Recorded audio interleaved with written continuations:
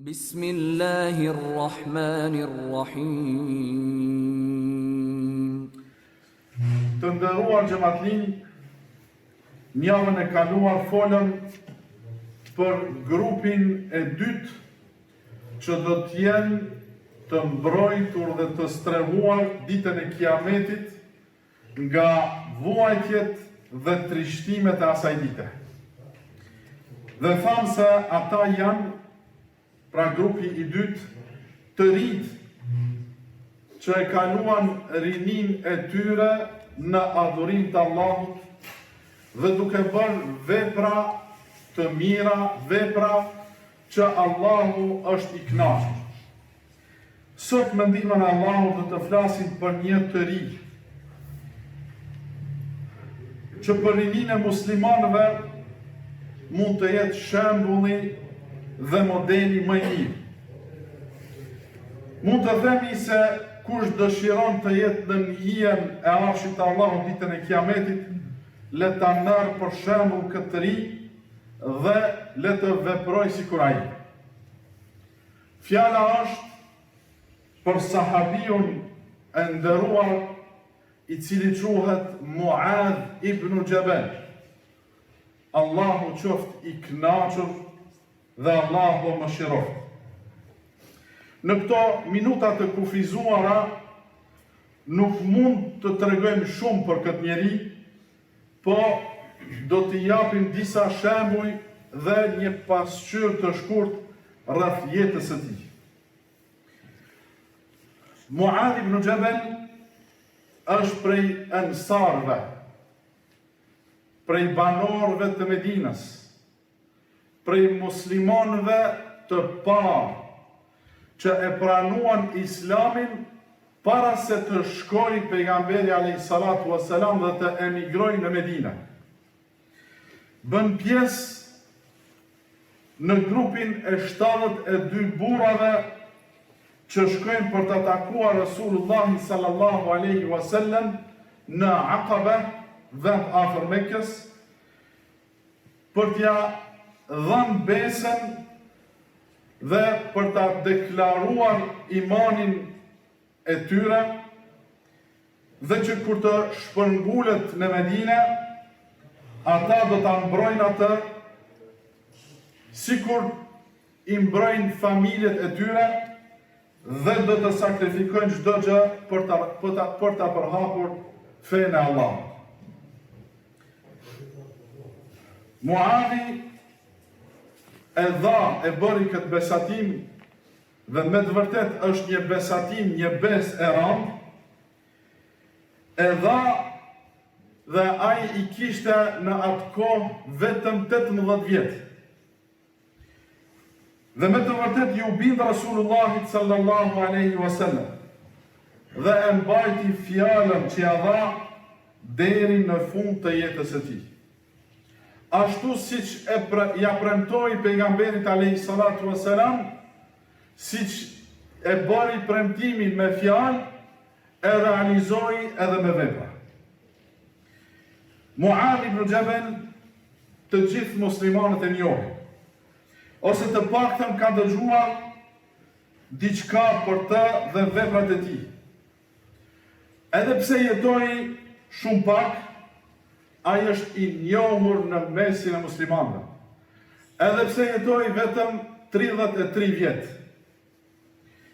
Veprat e shumta dhe të mira, sinqeriteti dhe serioziteti e bën atë të njohur dhe këtë vrejtje dhe vetë Rasulullahi sallallahu alaihi wasallam, dhe për atë ja dha mësimet më të rëndësishme dhe ja besoi detyrat më të rënda.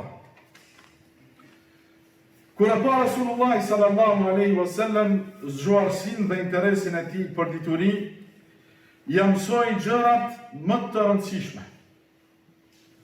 Pra mësimet që për neve sot janë elementare, pejgamberi alayhis salatu wassalam ja mësoi Muadh ibn Jabalit.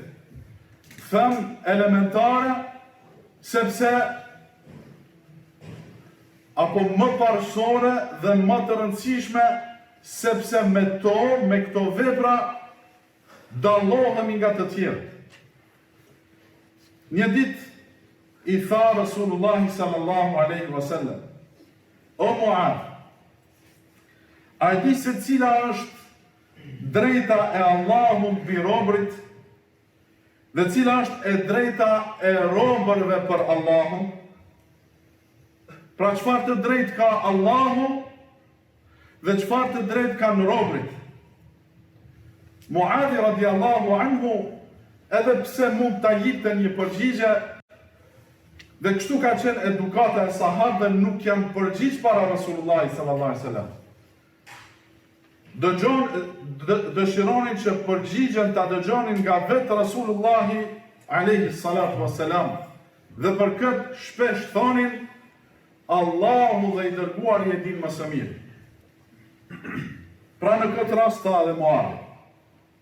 Rasulullahi alaihi salatu wassalam tha: e drejta e Allahut mbi robërit është që ata ta adhurojnë Allahun duke mos i bërë shirk atij. E drejta e Allahut është që ta adhurojmë Allahun duke mos i bërë shok atij në adhurim, sepse ai na krijoi, ai na furnizon dhe tek ai do të kthehemi. Ndërsa e drejta e robërve për Allahun është që ai mos t'i dënoj ata të cilët e adhuruan duke mos i bërë shirk atij. Allahu na bëft prej atyre që e njësojmë Allahun azza wa jall në çdo çështje. Nëse e bëjmë këtë, e kemi vajib xhenetin, e kemi hak xhenetin. Pra ta adhurojmë Allahun azza wa jall ashtu siç na ka mësuar pejgamberi alayhis salatu wassalam. Duke mos i bërë shirk Allahut as në gjërat të mëdha dhe as në gjërat të vogla. Rasulullah sallallahu alaihi wasallam, duke pa pjekurin dhe vendosmërinë e Muadit, e dërgoi ambasador në Yemen, thirrës numër 1 në rrugë të Allahut, edhe pse ishte shumë i ri për këtë detyrë të madhe. Pejgamberi alayhis salatu wassalam e përcolli deri jashtë Medinës dhe këshillat e tij nuk u ndalën. Prej këshillave i tha: O Muad, je duke shku tek një vend që banorët atij vendit janë ehlu kitab, janë idhtar të librave të shenjtë, pra janë jahudi apo të krishterë. Pejgamberi alayhis salatu wassalam po e njofton dhe po ja përgatit terrenin se çka duhet të bëjë Muadi. Ku të arrish atje, thirrri ata që të dëshmojnë se vetëm Allahu e meriton adhurimin dhe se Muhamedi është rob dhe i dërguar i tij. Çështjen kryesore. Nëse ata e pranojnë këtë, atëherë mësoja u atyre se Allahu i ka obliguar me 5 namaze gjatë ditës dhe natës. Ta falin namazin. Nëse ata e pranojnë edhe këtë, mësoja u atyre se Allahu i ka obliguar me zeqat. Të pasurit e tyre e japin për të varfërit e tyre. O Muad, bëhu i drejt, mos bën padrejtësi, ke kujdes, sepse po të lutet ai që i ke bërë padrejtësi kundër teje, Allahu ja pranon atij lutjen. Mes atij njeriu që i bën padrejtësi dhe Allahut nuk ka pengesë. Pra këto ishin disa prej këshillave që ja dha Muadit pejgamberi alayhis salatu wassalam para se të arrijë në Yemen. Muadi ishte trim i papar, nuk e friksonte asnjë armik. Vdekja për të ishte më e dashur se sa jeta.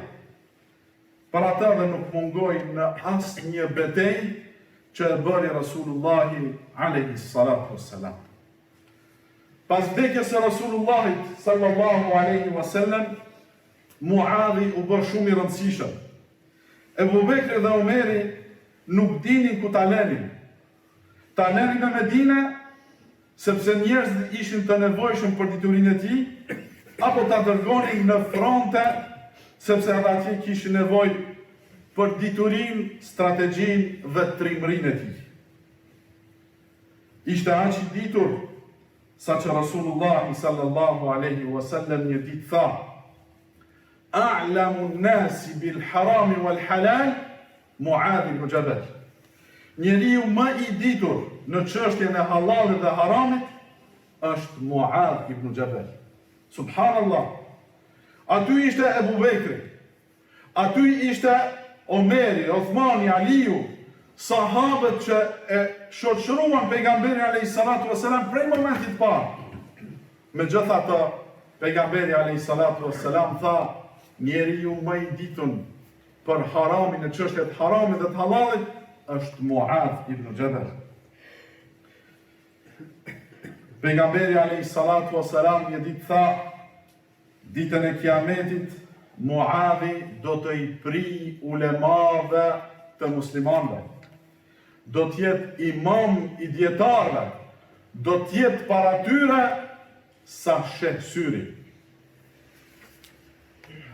Në një hadith tjetër, pejgamberi alayhis salatu wassalam thotë: mësone Kur'anin nga 4 veta, nga 4 persona, dhe i numroi ata. Mësone Kur'anin nga Abdullah ibn Mas'udi, mësone Kur'anin nga Muadh ibn Jabal, mësone Kur'anin nga Ubay ibn Ka'b dhe nga Salim Maula Abi Hudhaifa.